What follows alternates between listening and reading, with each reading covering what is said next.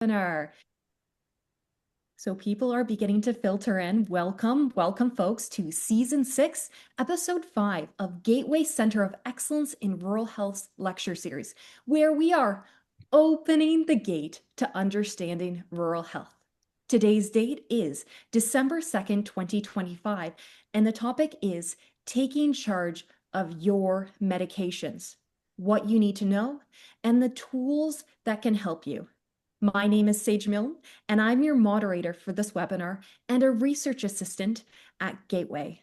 The keynote presenter is Dr. Tejal Patel.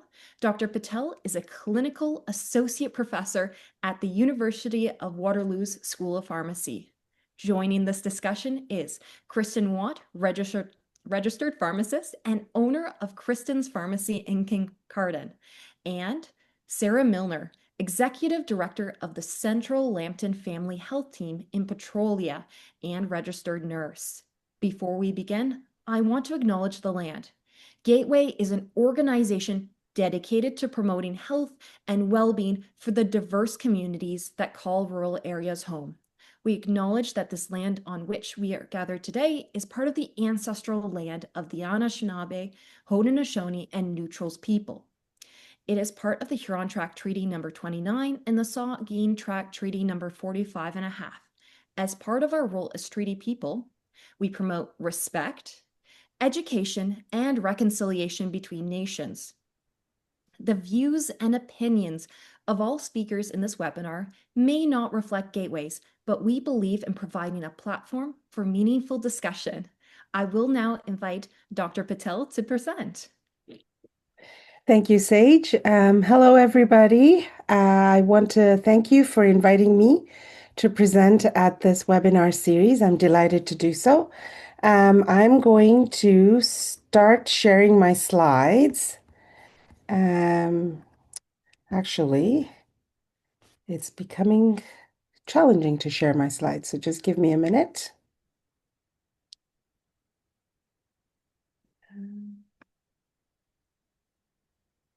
Are you seeing the right slides? No. Unfortunately not. All right, just give me a minute. And we'll try this again.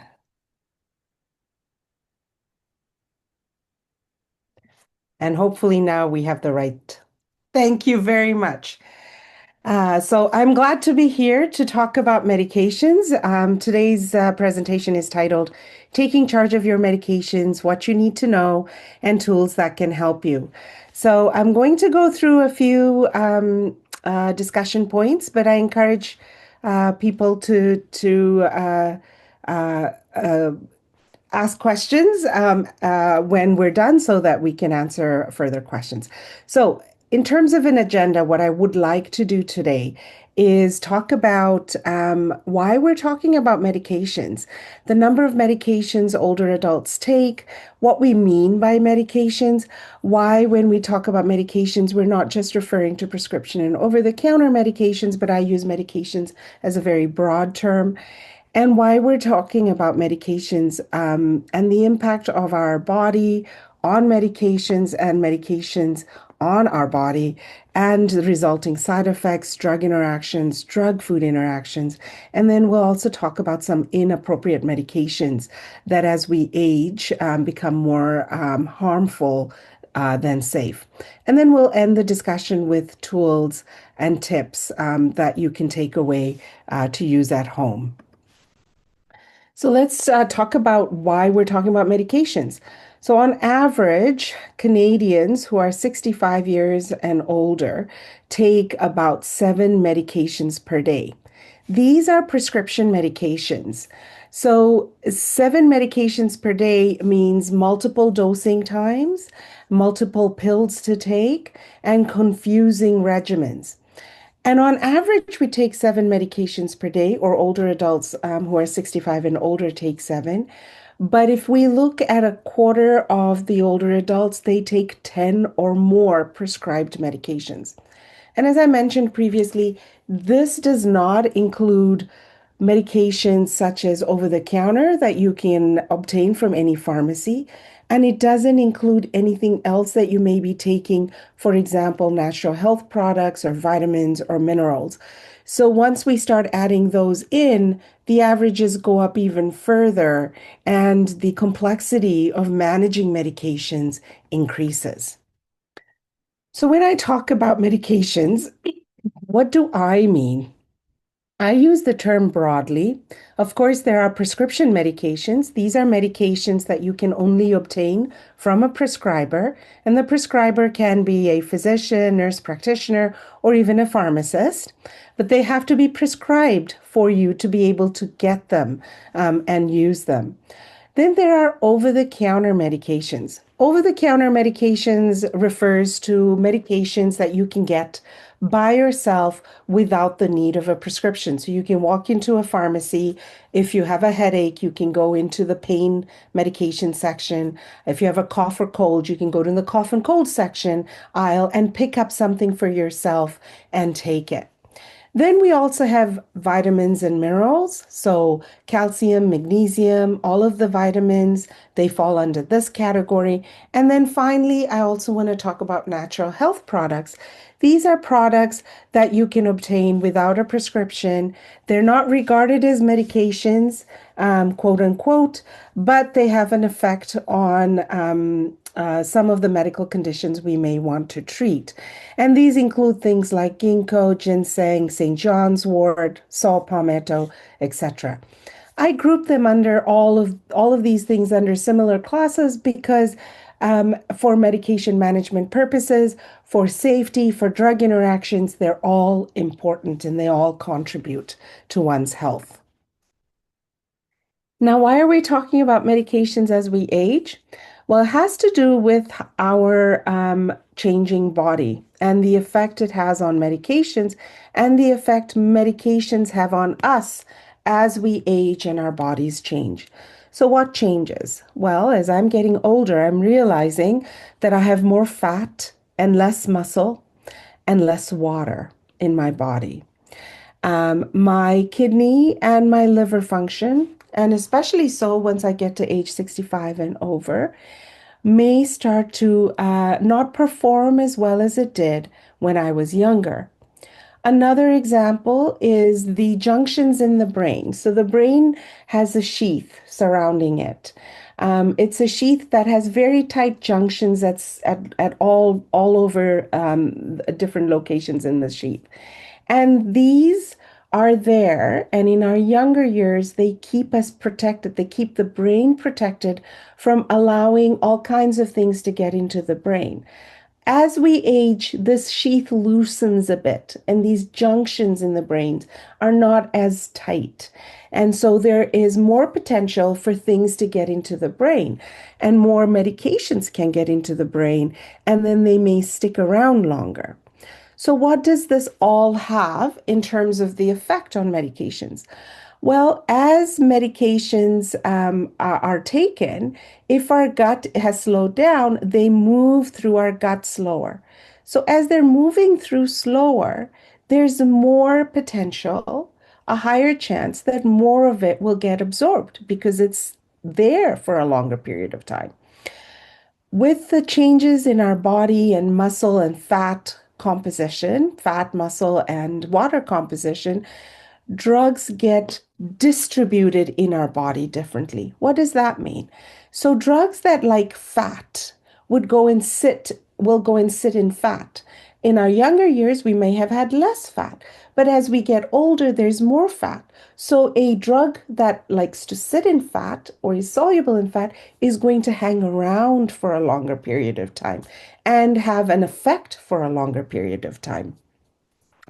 When we have less water, if we put a pill in a liter of water, its concentration is going to be in a liter. Now, if we put the same pill in half a liter of water, its concentration is going to be greater. So as we have less water as we age, the concentrations of our drugs also increase. Again, have more of an effect. And then finally, our liver and our kidney starts decreasing in terms of their effectiveness. Now, it doesn't happen equally for everybody. Everybody's different. Everybody ages differently. And so the effect will be different in everybody, but they do slow down over time. Our kidney is the one organ that eliminates all of the drugs that are in our body. And our liver actually metabolizes some of the drugs into products that the kidneys can then eliminate. So if they're both getting slower, the message is that drugs hang around longer. They may not get eliminated as faster or as efficiently. The liver may not metabolize or break down our drugs as efficiently or as well as it did. So the result is, through all of these processes, is that as we age, we get more sensitive to the effects of the drugs on our body. And we have more potential for them to cause side effects. But remember that I said on average, 65-year-olds and over take 7 medications. So all of these 7 on average are doing similar things. So now there is not only the potential for higher side effects, there's also the potential for these 7 medications to interact with each other and either cause less effect of some drugs or even more effect of other drugs. So there are certain medications that I want to hone in on because these are a little bit more problematic as we age. I have a few classes that I will go through. Now, just a note, I will list some of these medications and I'll mention why we're worried about using these as we get older, but that does not mean that you stop what you're doing. If you are on any of these classes of medications, the message is that you discuss the use of these medications with a healthcare provider. So either your physician, your pharmacist, your nurse practitioner, or your nurse, talk to them about these medications. Talk about what's happening, why you're taking, and if there are safer alternatives for the reasons that these medications are being taken. So the first one I want to talk about is the benzodiazepines and the non-benzodiazepine hypnotics. These are medications such as Ativan or Valium or Imivane, also known as Zopiclone. Often they are prescribed for sleep. So if you've had trouble sleeping, you go to someone, they may prescribe these to help you sleep. They're supposed to be used for short term, but sometimes inadvertently we may continue using them long term. Over long term, they cause significant problems with our memory. They may also increase our risk of falls and therefore also increase the risk of fractures. Another class of medications is anticholinergic medications. Now, I have some prescription and non-prescription medications listed under this category. A prescription medication is Elavil, also called amitriptyline, and some non-prescription medications or over-the-counter medications include Benadryl, Unisom, Tylenol, PRN. This class of medications is also frequently in nausea and allergy medications, in cough and cold medications. We call these anticholinergic because of the way they work in our body. Cholinergic neurons are very important for memory. So if you take something that's anticholinergic, then they're going to affect our memory. They may cause things like confusion. Not only that, we have effect in other parts of the body. They may also cause constipation, dry eyes, dry mouth. They may cause problems with urination. Often, when we obtain these over the counter, we're trying to treat things like trouble sleeping, nausea, allergies, cough or cold. They can also be used for mood, though. Another problematic class of medications are pain medications or analgesics. Examples include common ones that we obtain over the counter, such as ibuprofen and naproxen, but they also include opioid medications and also Tylenol. Tylenol is in over 600 medications over the counter. So sometimes what happens is we obtain two products. We don't realize that they both have Tylenol, and we're taking one product to treat one thing and another product to treat another thing. And ultimately, we may be ending up taking more than 3 grams per day of Tylenol. More than 3 grams per day of Tylenol can be detrimental to our liver and can affect our liver. Similarly, things like ibuprofen, naproxen, they have a potential to increase blood pressure. They affect our kidneys, they affect our heart. They often cause bleeding in the stomach, especially if they're taken over long periods of time and over for very high doses. So again, these are medications that we often use to treat headaches, general pain, arthritis, but it needs a discussion with our family doctor, our pharmacist, or our nurses to determine what doses, for how long, how do we come off of it, what is the long-term plan to treat those conditions. The last one is the opioid medications. Opioid medications are notorious for causing constipation and confusion and should also be used with care, and especially with care as we get older.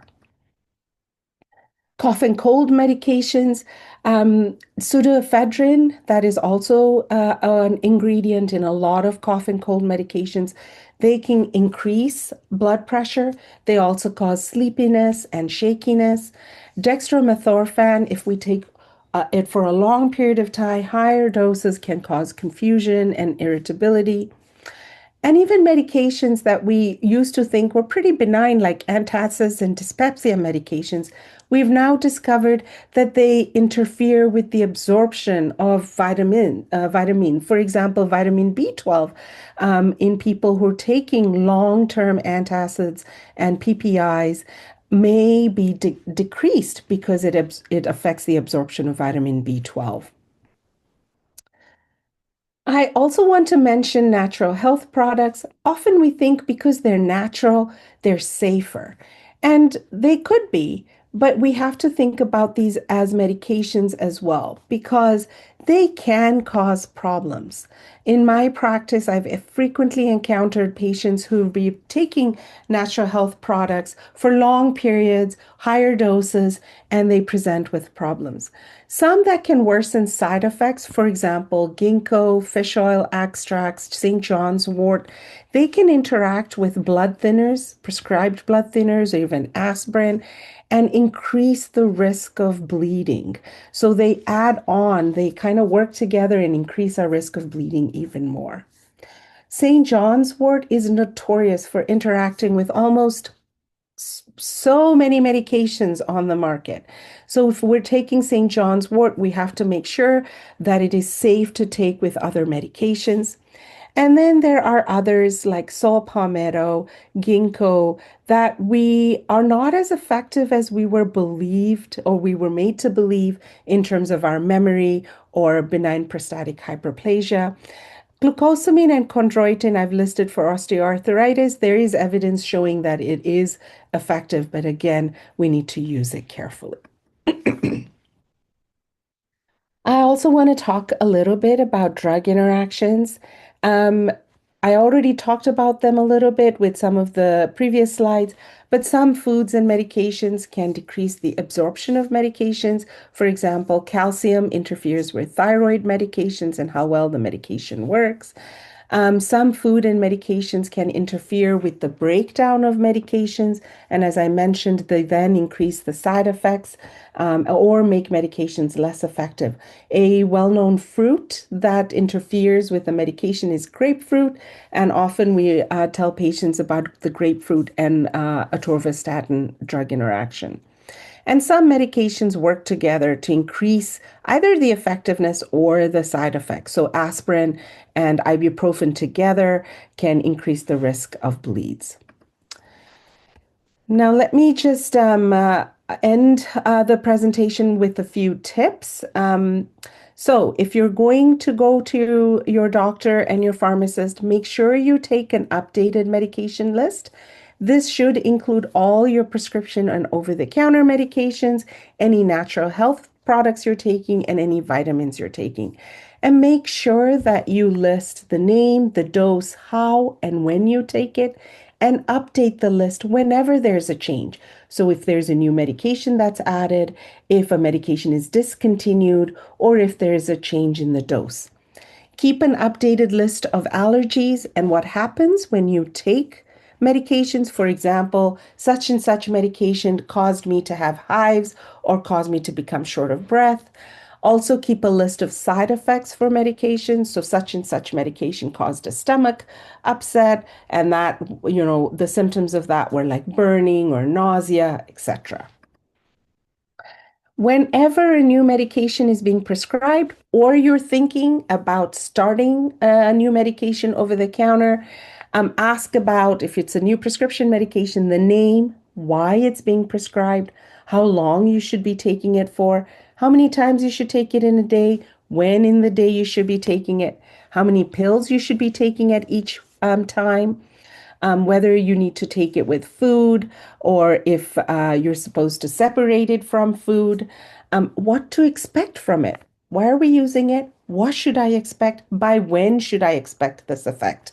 What side effects should I be watching out for? Which ones are okay and tolerable? Which ones do I need to address with a healthcare provider?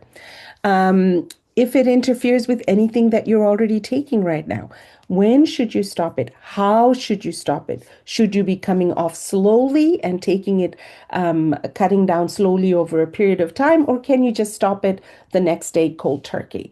If you need refills, and what you should be doing or not doing when you're taking the medication. So, for example, driving, and also what you should do if you forget a dose. Can you take it with the next dose, or should you take it as soon as you remember? Those are all good questions to ask. Talk to your pharmacist, especially about all your medications, including prescription, over the counter, natural health products, vitamins, and minerals. Mention any allergies that you have, any side effects, or any concern that you have with drug interactions. If you have trouble with organizing your pills or remembering to take them, or if you have problems opening blister packs or opening bottles, talk to your pharmacist. If you have problems with swallowing your pills, ask them what can be done. Should you cut it? Should you crush it? Should you mix it with something? If you have trouble reading and understanding the labels and you don't quite know what the instructions are saying, talk to them about storing your medications, traveling with your medications, expiration dates, and when the next refill is, and how to find out on the label where to look for how many refills you have. Store your medications in cool, dry places because light and humidity affects the stability of medications. Refrigerated medications should be stored in the refrigerator. Keep them out of the reach of children, especially if you babysit, neighbors, children, kids, grandkids. And store medications. Keep them where you can see them so that it helps you remember to take them. And one final note about organizing and dispensing and taking medications. This can be quite a challenge, especially if you get to 7, 8, 9 medications. It can become quite complex. So there are a number of technologies and non-technology solutions that you can apply. I've listed some. I won't go through all of them because I want to stay on time, but there are several different products on the market that you can try to obtain, and they will help you stay on your medication regimen or adhere to the medication regimen. I have some online resources here that you can access to find more information about medications. And with that, I will thank you for listening to me while I talked about medications. And I will stop sharing now so that we can have a conversation. Amazing. Now I invite Kristen Watt, if you would like to share. I don't have a slide, so you are all stuck looking at me for a few minutes. Thank you so much. That was really comprehensive, and there is really so much, and getting it all into 25 minutes is really challenging, but it's a great place to kind of leap off in additional conversations that people can have. So I am a community pharmacist. I own and operate a community pharmacy, and it's one of those small little ones that sells giftware and things like that. But I think what's really unique about the type of community pharmacy that we practice here and that you have access to in your communities is that we are part of the healthcare journey of our patients. And I think that's really, really important for people to understand that your pharmacist is part of your healthcare team, whether you know it or not. Once you do know it, you will use them a lot more. I promise you that. So I encourage people to get to know their pharmacist. If you feel that you are going to a pharmacy where that's not possible, it's not consistent, you don't feel that there's an opportunity to build a relationship, you have the opportunity to make a switch. Pharmacies are unlike family physicians' offices where you get to pick who your practitioner is. So make sure that you create that opportunity for those engagements and those conversations with your pharmacist. Like I said, if you feel like you're not connecting, you're not being helped or being heard, and you're going to a particular location out of convenience, now might be the time to consider an alternative. I always tell people that we have two types of patients that come to Kristen's Pharmacy. One is the patients who've been with us forever because they've heard about us, and one is the patient who comes to us on usually one of the worst days of their lives. So they end up at our door because today they've received a life-changing diagnosis and they realize how overwhelming it's going to be. And they have also realized that they need a different level of care. I am very, very happy to serve both patients, no matter where they are in their journey. I might have additional insight if I already knew the patient ahead of time. I had a patient stop in this morning, tell me about her husband's cancer surgery that was pending. I will always remember the day of his diagnosis because she came into us with 17 pages of prescriptions, so overwhelmed and not knowing what to do. And I was like, oh, I got this. You go home, get him settled.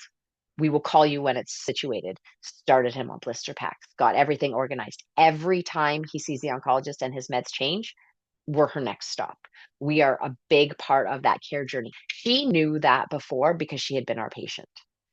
People don't always know that, but suddenly when things kind of go haywire, they realize that they need someone really consistent.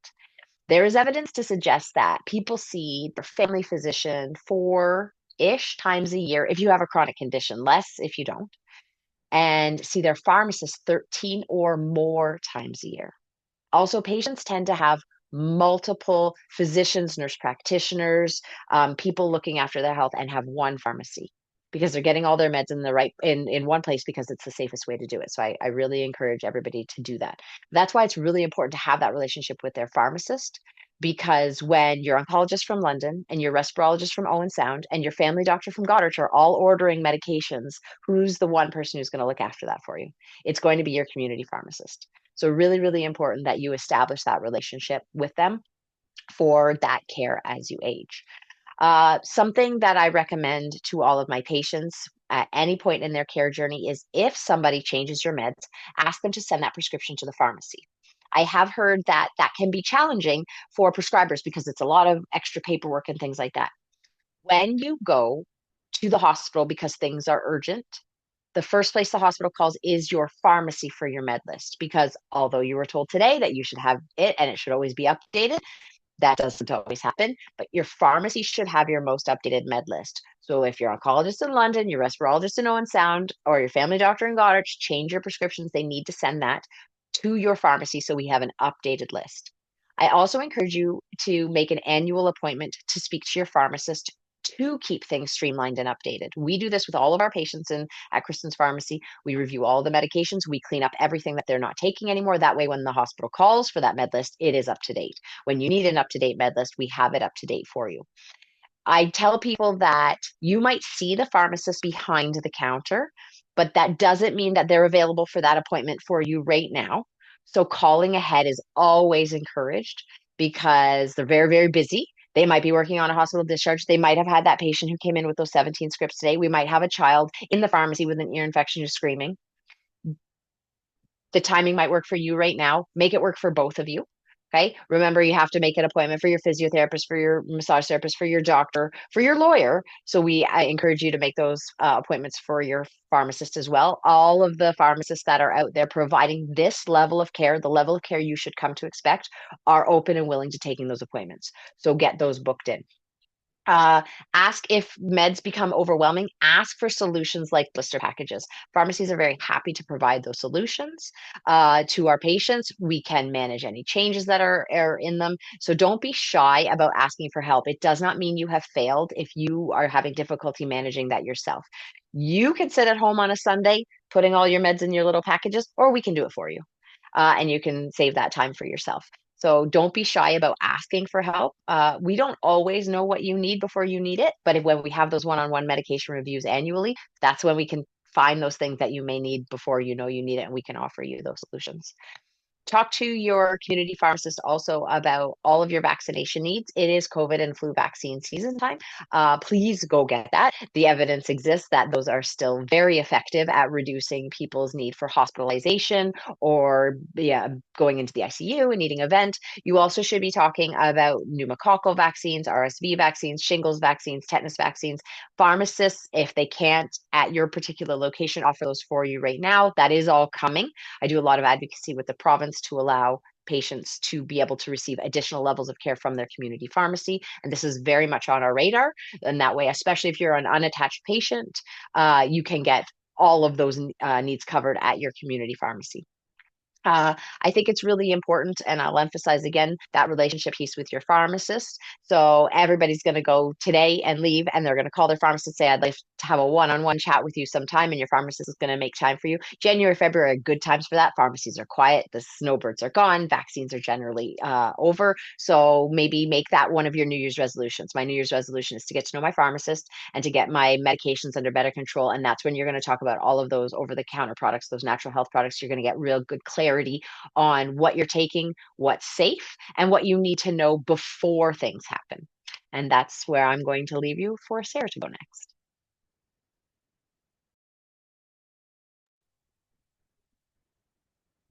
Well, thank you very much for Gateway for inviting me today. I'm Sage Milne, and I'm the Executive Director of the Central Lambton Family Health Team. So we're a rural health team located in Sarnia, Lambton, and we have 12 doctors, a number of allied health practitioners, and we have about 19,000 patients. So we're fairly large for a rural health team.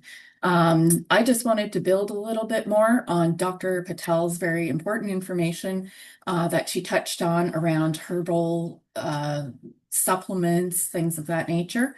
There's a lot of advertising on TV, social media, magazines, and I myself have, talked to friends, neighbors who have recommended things that worked well for them. And I just wanted to kind of add to that, often people, as Dr. Patel said, don't always consider these as medications. But we need to think of them when we're thinking about our primary care like medications, just because of the effects of them, and also for being able to have a complete picture of all of the things that you're taking and how that might interact in terms of the medications together, but also with your health conditions. So a lot of people think because they're natural, they won't hurt you or they won't have a negative impact. And although some people don't have a negative impact, there are times when it does happen. And everyone's situation is different.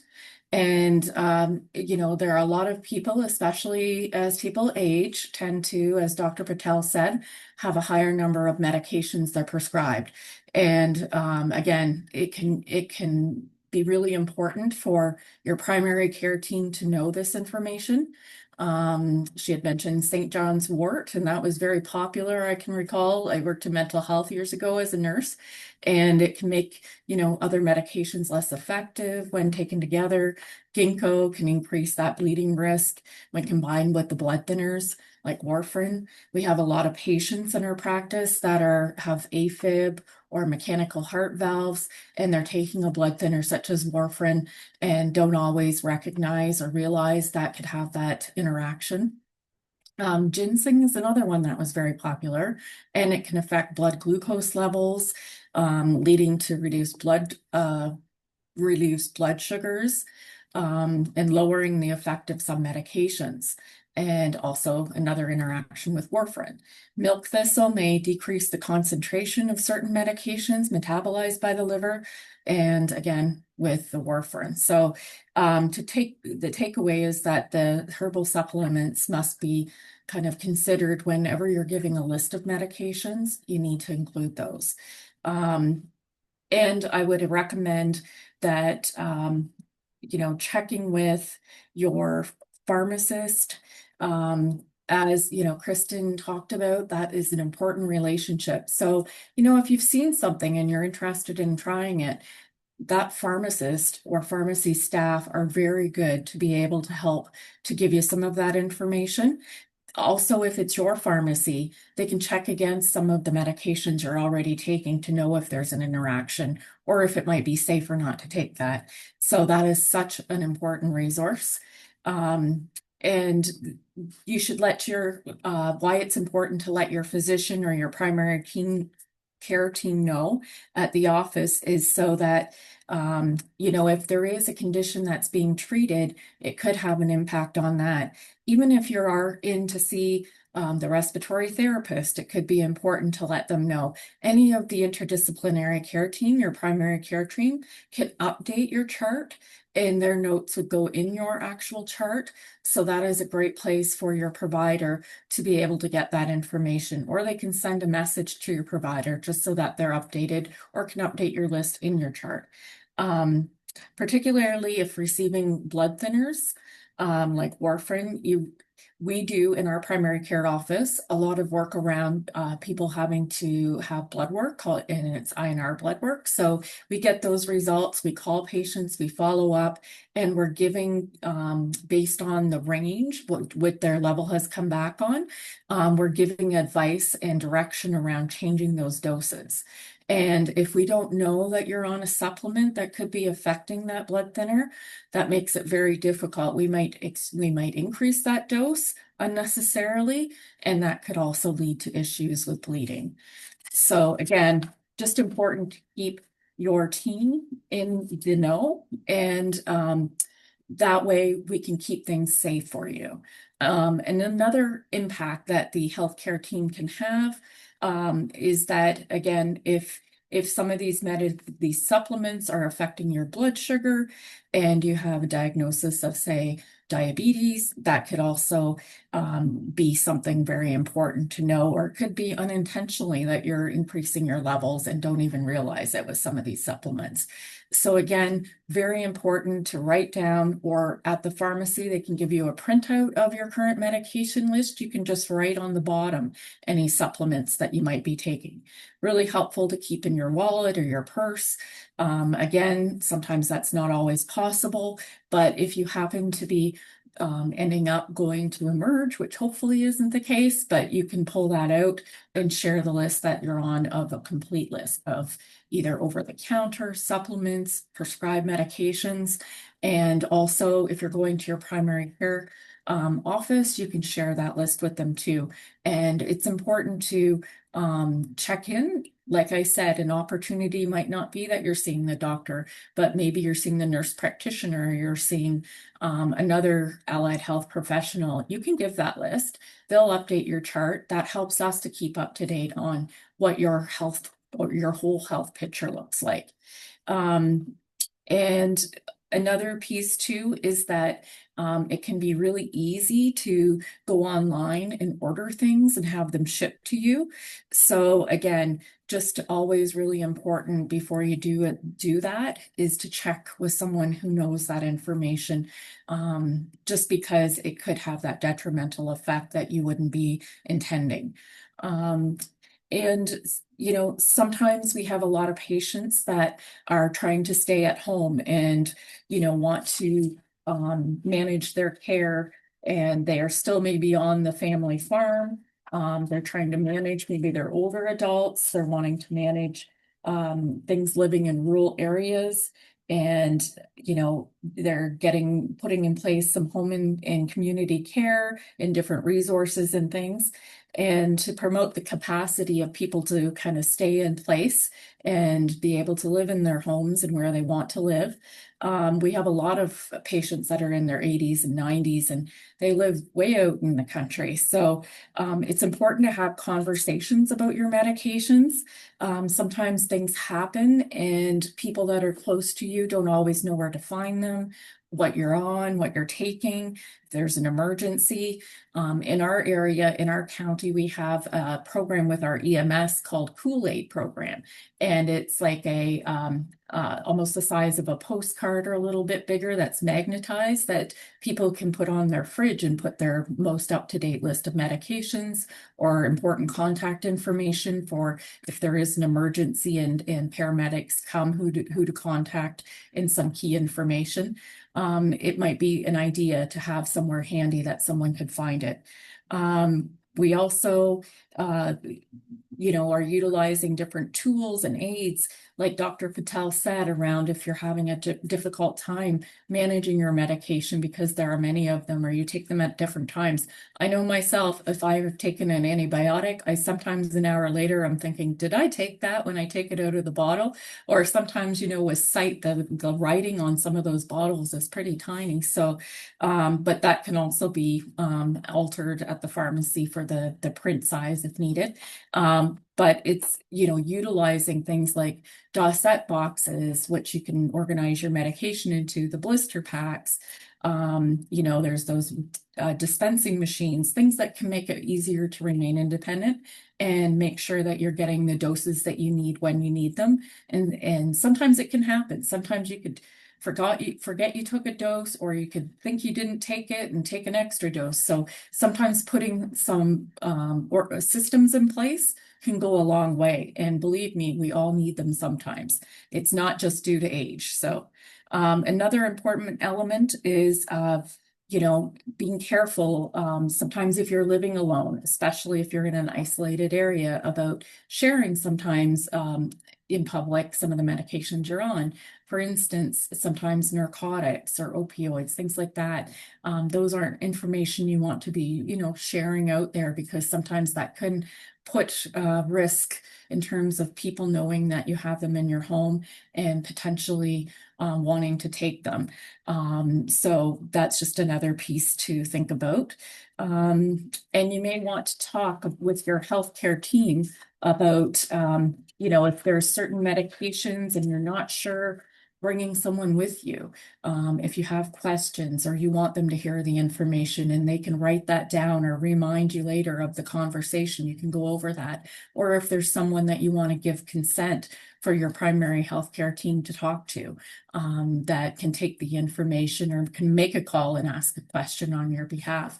A lot of times when we're doing the INRs for the blood thinner monitoring, sometimes there are certain patients that it can get quite confusing with changes, and they have a designated person they've given consent to contact with that information that may then in turn work with them to help them to make those changes.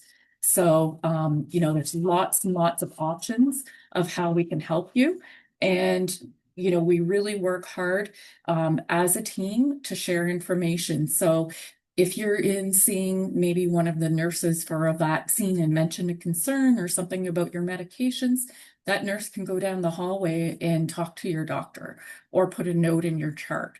And so we really work together, even if it's a referral to maybe a team pharmacist, to kind of provide that more holistic care and wrap around in terms of your needs. Sometimes too, even with diagnosis and, medications and different life changes, part of being part of an interdisciplinary team may mean that you have extra resources such as social work or ways of connecting with other allied health professionals. We have the icy weather and things coming up. And, you may want to tap into things that can make your medications easier to be able to get. Things like pharmacies can deliver at times, depending on their range. Sometimes that helps too, to be able to be more compliant with medications. And just making sure too that you take a look at your refills and someone show you, if you're not sure, where to find that, so that you can contact the primary care office or your provider in advance so that you don't run out. It can take a few days sometimes for that coordination for things to be filled. So those are some of the things about working with an interdisciplinary team. And it just allows us to be able to coordinate that care. And we do work very closely with our pharmacy partners to be able to, coordinate that care. And the bottom line is that, we're here to help. And it's important as we go into the holidays to be really aware of the hours of your primary care team and where to get help if they're closed. So familiarizing yourself in your area with all the resources of urgent care clinics, access to care clinics, all of those different places. There's even virtual care clinics now. But hopefully if it's not an emergency, you don't have to go to emergency rooms, but good to be familiar with the hours that your doctor or nurse practitioner's offices are open over the holidays, just so that you don't run out of medications or find yourself in a situation where you're short. And that's about it for me in terms of the interdisciplinary piece, but I just wanted to say thank you very much for having me today on your discussion. And I've learned a lot too from the presentation. So thank you. Thank you so much, Sarah, Kristen, Tejal. Thank you so much. I loved learning about, I'm going to highlight three things. One, tips and resources for managing medications, what those medications are, what are risky combinations that you should be aware of. Two, healthcare is team-based. There are many people that can play a role in your care. And three, communication is key. I loved how Kristen highlighted about how often you might see your pharmacist versus how often you might see your family physician, and how that actually can play a critical role to your care. If folks want to ask any questions, please add your questions to the question and answer box below, and they will be answered by our speakers. But to start it off, I do have a question from myself. Dr. Patel, there are many new and exciting technologies developed to advance adherence to medication. However, as an organization, Gateway has been doing a project to promote technology literacy for older adults held at the Goderich Legion. As many people in rural areas might struggle to understand this influx of new technology, how does technology literacy present a challenge with medication management? Okay, that's a great question. It's not only older adults who struggle with technology literacy. I feel like there are many age groups that struggle because the introduction of technology and the varying different types of technology that is being introduced into healthcare is mind-boggling and increasing at a mind-boggling pace. One of the important things with medication adherence technologies is there's several different types of technology, and often we group all of these different types of technology together under one banner of technology. So it's important to understand, and this is where I would say the literacy around medication adherence technologies is important, is to understand what different types of adherence technologies there are. For example, a blister packaging is actually a type of technology. It's a technology that allows us to organize our pills for 7 days, up to 4 times a day of dosing. There are other types of technologies. There are connected technologies. These are often called smart technologies. And these technologies can be your phone. For example, the iPhone now has an integrated app that will, if you have to enter the information, but will then remind you on when to take your pills. Alexa is a different type of technology, again, a reminder technology. But there's also automated dispensers, which pharmacies can package medications into pill packs, and then we insert these into automated dispensers. And what they do is they automatically dispense what pills are supposed to be taken at specific times during the day. Some of these connected products also allow you to talk to your healthcare provider through the device.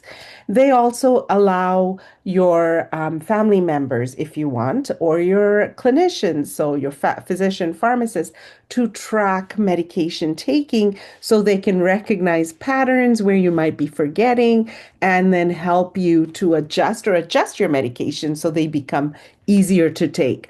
There's even AI being integrated where it now looks at your patterns of medication taking behavior to predict which ones are going to be taken where. So when we talk about medication adherence literacy, the important thing to know is there's lots of different technologies. Don't be afraid. Ask questions. Find things that are useful and may help. Thank you so much. And I do have two different requests. One, we have somebody in the Q&A that has asked you to share your final slide with the links, if you wouldn't mind sharing it on the screen. And then I actually have a question for Kristen. How do community pharmacists promote health literacy for patients on medications? Sure. So I think it comes back down to the appointments. So everybody's understanding of their health, their medications, and what they need is different. So what we're going to do is tailor our conversations specifically to the patients and what they need. So is their question around natural health products for blood pressure?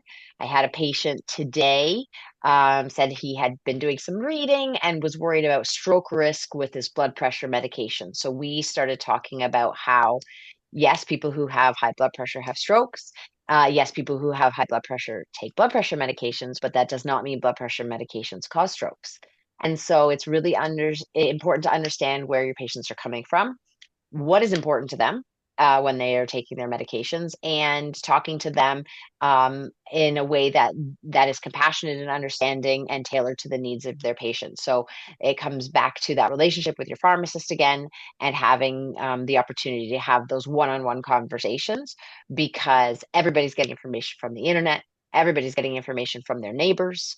But really, the place that we need to get it is from our healthcare providers who are tailoring their information directly to you. My husband always points out, he goes, but you answer so quickly. Apparently that means, or it's received as, I didn't think about it enough. And I always remind him, I've been a pharmacist for 15 years. That's where all of the thinking in the background has come. And so when we have those answers for you, it's because it's in our practice and it becomes second nature to us to help you understand and interpret that information that's at your fingertips on your TikTok or your Instagram or your Facebook. Amazing. Thank you so much. It's really interesting to see how critical talking with the healthcare provider, but also considering the appointment to schedule that time to have that discussion. Dr. Patel, do you want to share your slide? Um, do you want me to share it with you, or do you want me to share it on the chat box? It's a, If you want to share it all over the screen, that would be fantastic. oh, share it on the screen right now. Okay, now I understand. Um, just a minute because Yeah. And we can hold that up for a little bit mm. just so everybody can see the contact information. Oh, Oh, okay, just give me a minute. and then I actually have a question more towards Sarah Milner. I was wondering, in Canada, there are many people living in rural communities who age in place and home in their community. What are important conversations to have with your family health team to promote the capacity for older adults to age in place? So important conversations sort of include what your wishes are, having some of those talks about capacity, substitute decision makers. If you're struggling to manage your medications, maybe too, it's about the times of the medications, or the physicians can, or nurse practitioners could look at the times and group them together in terms of your medication regime or schedules. Important to let your interdisciplinary team know, what they can connect you into other services too. So whether that is you're in need of help with at the home, or you're in need with some care, whether it's coming out to help to provide some personal care or help with your medication management, we can be sometimes the first contact in terms of helping you navigate those systems and being able to help you be successful with that. And, being able to help provide direction and information to those services coming in, and working closely with them. So the other thing that I was just going to mention too about the medication storage and thinking about children, that making sure to keep that out of the way is about also, if you may not have any children in the house, but thinking of pets, because we seem to get a number of people that sometimes don't think about that part, and then the pets get into the medication. So that can also be just something to think about, as if you don't have little ones at home, but you may have a pet companion. So That's really fun. I do have dogs, so I understand that I wouldn't want them to have any access to. sometimes we hear that in primary care, where unfortunately a pet has gotten into the medications. So just be mindful. Would it be possible? Yes, amazing. Just the slide before. And while we're looking at the slide, what types of resource challenges exist that can prevent everyone from having access to more advanced medication management?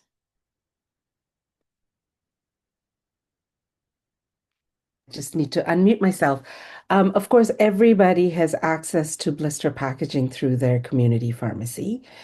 So I encourage, if you feel like you would like something like that, to speak with your pharmacist and find out about the process of acquiring that. In terms of the connected electronic smart technology, electronic technology is fully available. You can buy things off of Walmart, eBay.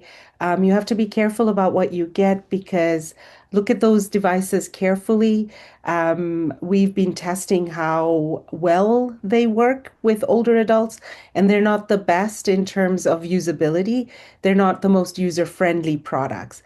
And then the final class, where the devices are smart.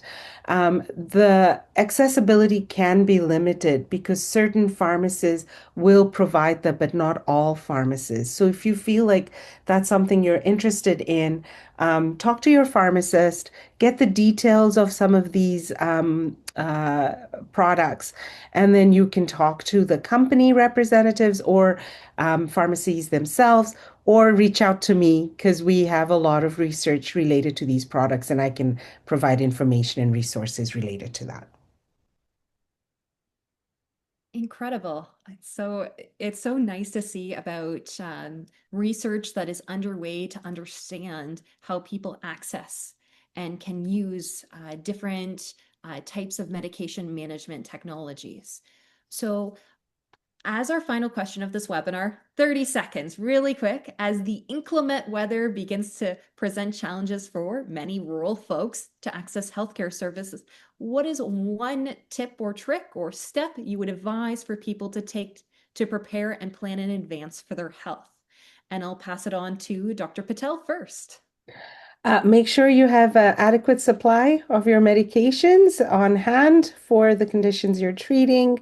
Make sure you get it early, keep a good updated list, and communicate, communicate, communicate.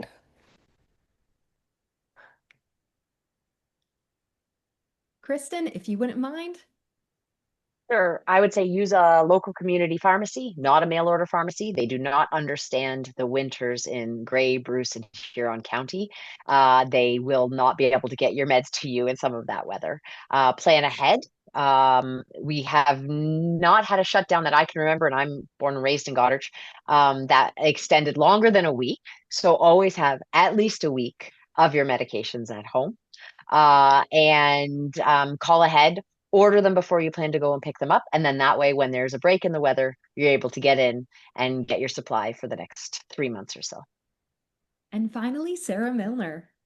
I would just say, as we head into especially the holiday time, to be aware of the hours and the resources available in your area for primary care or to access healthcare if needed, and to just be very careful on that ice. We don't need anyone breaking and falling and breaking a hip or something like that. So just to be careful and to make sure if there are upcoming snowstorms and things that you have things in place that you need for being able to kind of stay in place and hunkering down, whether that be your medications or maybe it's other, resources that you need for your health, like wound care or other services, but just to be aware in advance before that ice and storm hit and that you have a plan together. And maybe it's working with your family or another friend or neighbor or what have you, so that you have someone that's checking in on you, especially if you're living alone. So thank you to the presenters for the webinar. We would also like to thank the following sponsors for their continued support. Without them, the lecture series would not be possible. These include CIBC Wealth Management, DeJager Town Square IDA Pharmacy, Hurontel, Libro Credit Union, Lighthouse Money Management, McEwen and Fagan Insurance, Zehrs Goderich.